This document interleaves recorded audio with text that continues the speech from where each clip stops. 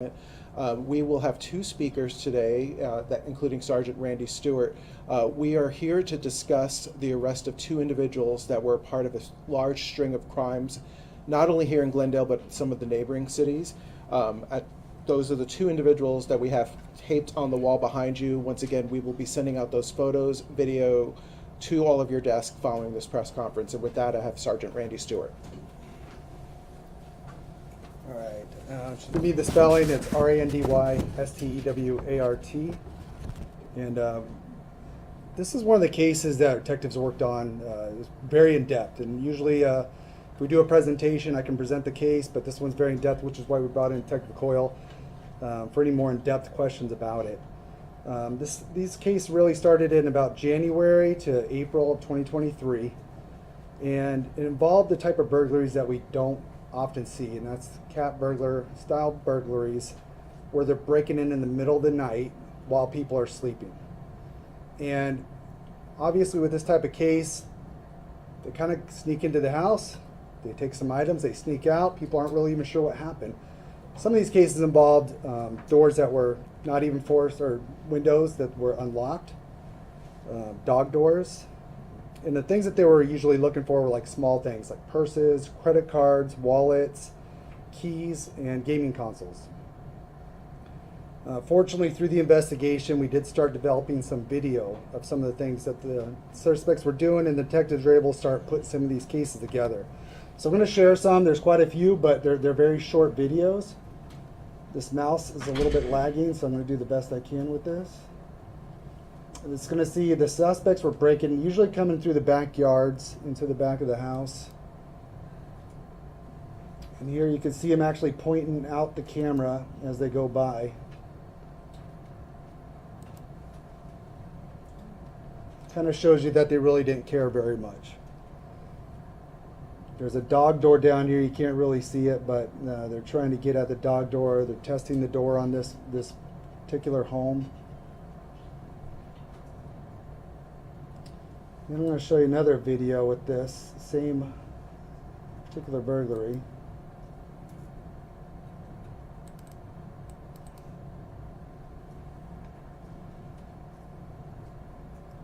You can see them down here toward the bottom. Let's see if I can blow this up for you.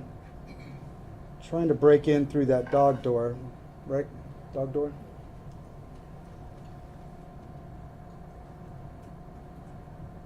Maybe moving the camera around, it looks like a little bit there. And as you can see, you kind of see right there the suspect is armed with a handgun also. I'll try to see if I can pause it right at the right spot where he turns.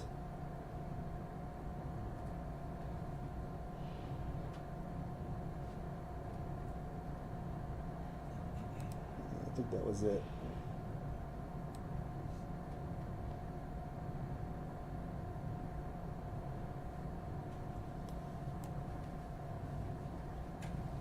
Try it one more time in case anybody didn't catch it. But you'll see in that right side waistband area, you see it right there, just came out of view, but the suspect was armed as he's breaking in. So obviously it's a very dangerous situation when you have people trying to sneak into a house where people are sleeping, trying to steal items, and very fortunate there wasn't any type of confrontation that occurred during this string of burglaries. And this one, I'm just going to try to put yourself in this position. You're at home and this is what you wake up to. And again, fortunately this didn't happen, but it's a pretty clear video of inside a home. You can see one of the burglars in here actually walking through, looks in, looks down, kind of starts to sneak out. This night was actually raining, so their shoes were wet. Very well lit kitchen. I'm going to show you a few more that gets out of this particular home. Comes back in.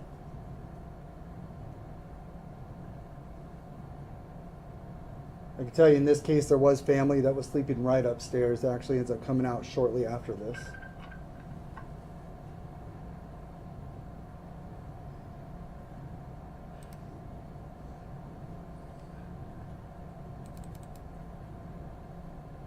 And you can see he's got his shoes on at this point. He's sneaking around.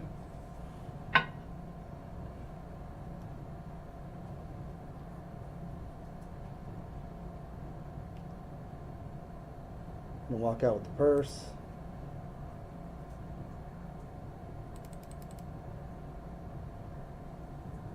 this point, you'll see him kind of peeking into the curtains to the downstairs here.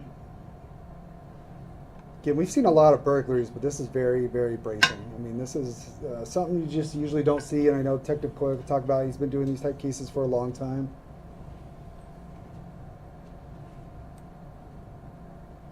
This is where he takes off his shoes because it was being too loud, so he wanted to be a little bit more quiet.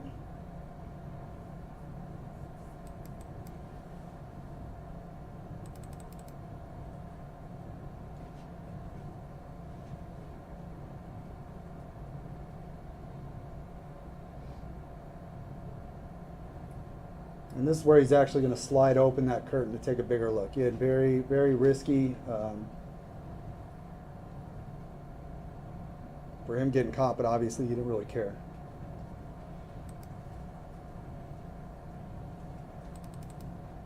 And the last one's just of the suspect leaving. I can tell you shortly later, you'll see the, and I don't have the video here because I don't want to show the homeowner, but they come walking down that stairs shortly later.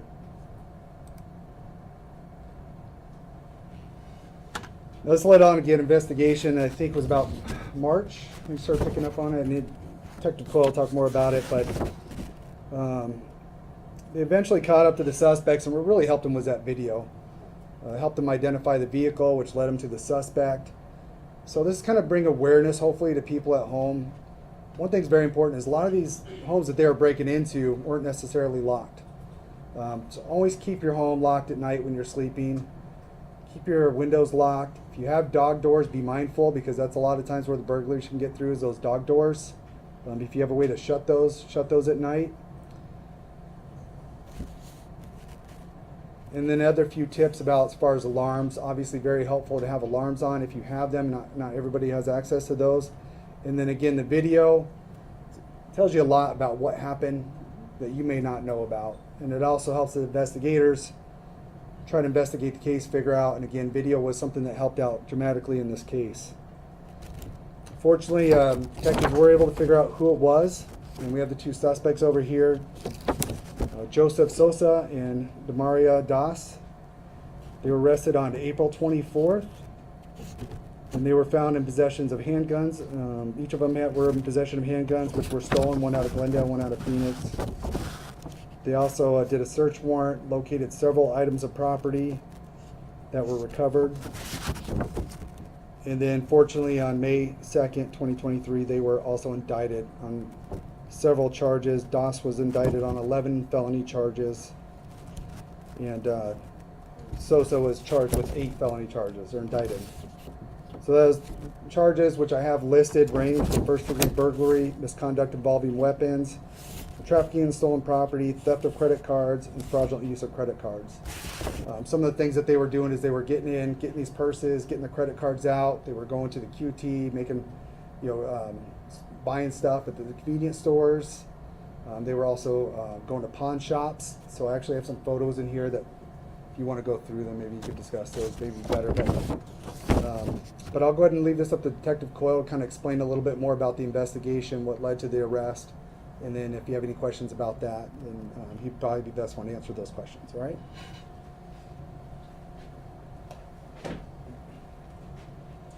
Good afternoon. I'm Detective Mark Coyle, C-O-Y-L-E, and I'm with our Foothills Division, our Property Crimes Unit. So going off of what Sergeant Stewart just mentioned, we can go through there and look at the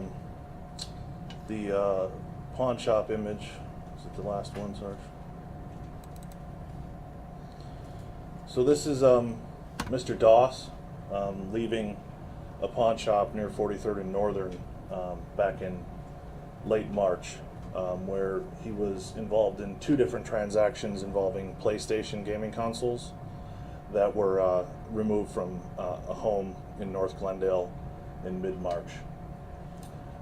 So how things kind of transpired for us, it really kicked into high gear for us and on our team in mid-March, when in Arrowhead Lakes area, I believe it was March 14th, we had 4 residential burglaries as well as a vehicle burglary that took place all within sequence of each other and nearby each other. I think the furthest residence was about a half a mile away. All similar circumstances like we already discussed, going in through either a rear Arcadia door or back door, or forcing open a window or finding a window or a door that was left unsecured, and then being able to go in, sometimes removing screens, sometimes just going right inside and taking small items typically just inside the homes. So keys, wallets, purses, credit cards, that sort of stuff, as well as, like I mentioned, the gaming consoles. So as far as how things developed after that, Mr. Doss was identified using a credit card that was taken from one of the home burglaries, and we got video surveillance footage. Obviously the victim had reported their card had been used, so we got video surveillance footage, followed up on that, identified a vehicle. We also got video, that was from a Circle K. We also got video from a QT, 2 different QTs, and we're able to identify the license plate off of that vehicle, and then subsequently move forward with the case from there, locating an address where that vehicle was affiliated, which is the property we did the search warrant at, as well as identifying Mr. Doss and Mr. Sosa, and ultimately both of them were arrested on April 24th. So I'd be happy to answer any questions that you guys may have. How many homes did they hit or places? So in Glendale, we cleared 15 Glendale cases, as well as some additional, probably upwards of maybe 15 more that are probably tied to them in Glendale. So around maybe 30 or so Glendale cases. We also cleared 2 cases in Phoenix and 1 case in Avondale as well. I'm pretty confident, based on the investigation, that there's probably many more incidents that are out there. That we've shared this information with Phoenix and other outside agencies across the valley, and we're in communication with some of those agencies now just to share some information and some intelligence to see if there's anything that they may be able to work as well. Nobody was hurt? Nobody was hurt. Thankfully, in all of the Glendale incidents, as well as the Phoenix, they weren't encountered by any homeowners or anything like that. There was one in Avondale. So the Avondale case that we arrested them on and charged them with, that particular case, a homeowner got up to use the bathroom, I believe around 2 or 2:30 in the morning, and encountered a black male subject in their kitchen armed with a handgun. And there was not really a confrontation, but obviously the victim was in fear, and the subject grabbed some small items and fled the home. Did they work together for the most part, or it was mostly just, it would vary They were working together. in every case? Yeah. So were they stealing objects? Obviously credit cards to get money. Were they just stealing objects to sell them? So the information we gathered from some of the interviews we conducted, it appears as if they were just, well, we know from the surveillance footage at the QT and the Circle K, they were buying just snacks. Mr. Doss was buying snacks, small items. You know, I think the most was $30-some that he spent on one of the transactions. Through those interviews, we were able to determine that some of the items they were taking, they were selling items on the street, other than the pawn shop transactions. Did they have any prior convictions? They both have prior felony convictions. Victims, have they filed any sort of protection so far? What do you mean? Meaning, if they were to come out of jail, have they filed any, I don't know what's the word, but any type of protection that would guarantee that they're not going to come back and harm the family members? I understand. So the victims of all, for the Glendale cases and some of the Phoenix cases in Avondale, have been notified by us that an arrest was made. Typically, the courts issue conditions of release and things of that nature, so if they were to be released, those victims have to be notified that the subjects are released. And you guys believe this started in January, you said? In the first Glendale case was, I believe, early to mid-January. And then the other cases, do they go further back than January, or is that? Not that we're aware of. That's the furthest back that we've been able to kind of pinpoint based off of the method of operation. Is there, in all these cases, were they preventable on the homeowner's part? What message would you have for homeowners? I would probably just echo what Sergeant Stewart's already said, that, you know, just taking any means that you can as a homeowner to be able to protect your property and your family.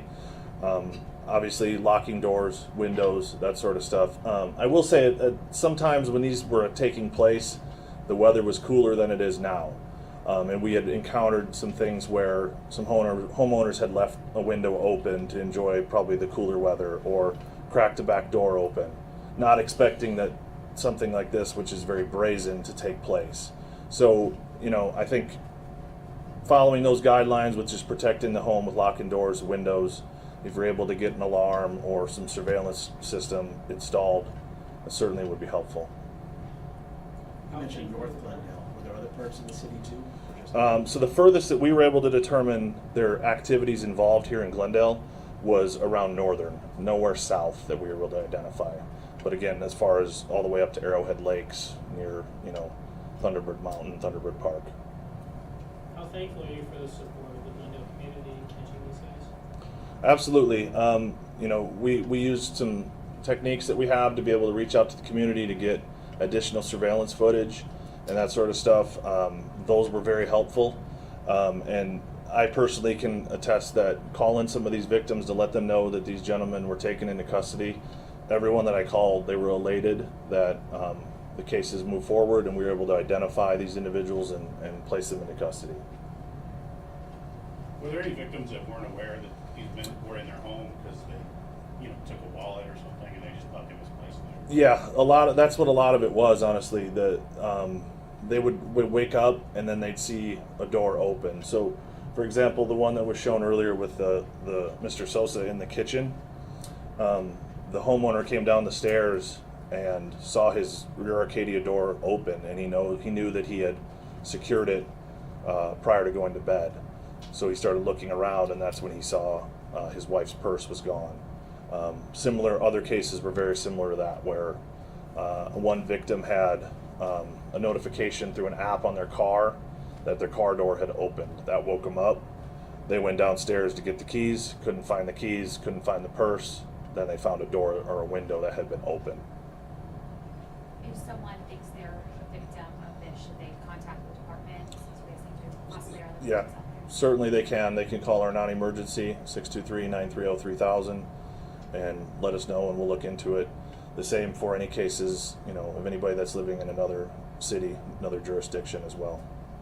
And just to confirm, it seems like they didn't really destroy the properties they were at. They just came in through unlocked doors or open windows or things like that. Yeah, No screens. not a lot of forced entry at all. I think at the most, some damage that we had was some cut screens or screens removed from the home and just tossed aside. But a lot of it was just sliding a window open or just opening a door. There were also some too where we have some cases where they didn't gain entry. Some homes were secured properly and they messed with the door, messed with the window, and then they didn't waste their time and they moved on. Recommendation for folks to help prevent this from happening again? Again, just continue to secure your doors, windows. If you have the means to be able to install surveillance cameras, even just a Ring doorbell or something like that, communicate with your neighbors, that sort of stuff is all helpful. And it seems like it's footage like what we're seeing now, video footage, that ultimately helped lead to these arrests. Yeah, like the one we showed earlier with the camera in the kitchen, that's crystal clear video. That was helpful. Some of the Ring cameras on the patios, the front porches, that sort of stuff have been instrumental in this case. And then, of course, convenience stores, they always readily have cameras available, so those are obviously another tool that we use, yeah. So video footage was very helpful in this case. Mark, your last name one more time, sorry. It's Coyle, C-O-Y-L-E. I think we just really want to stress here that these were victims. We don't want to put any blame on these particular homeowners. Especially during this time of year, it's pretty common for folks to unlock a window, get some fresh air in, things of that nature. What we're asking, though, is for the public just to be a little bit more diligent. Do what you can to prevent this from happening in your own home. And again, this was a really brazen act because it's scary for these individual homeowners because they were asleep. They were home at the time. These suspects managed to get in as quiet as possible, that cat burglar type mentality where they were sneaking in, regardless of the fact that the home was occupied at the time, taking what they needed and leaving. We really do want to stress to those individuals in and around the Glendale area, if maybe you were someone that thought you misplaced a wallet, you misplaced a particular item, and it's lost, maybe take another look, give us a call so we can investigate it and determine whether or not you may have been a victim of these individuals as well. We want to thank all of you guys for this coverage. It's through this type of coverage that we can prevent incidents like this from happening. If you have any other questions, Detective Coyle as well as Sergeant Stewart are here if you want to do anything individually. Again, all of these photos, videos will be sent to your individual desk, but if you need to fill holes in your video, go right ahead. Thank you guys.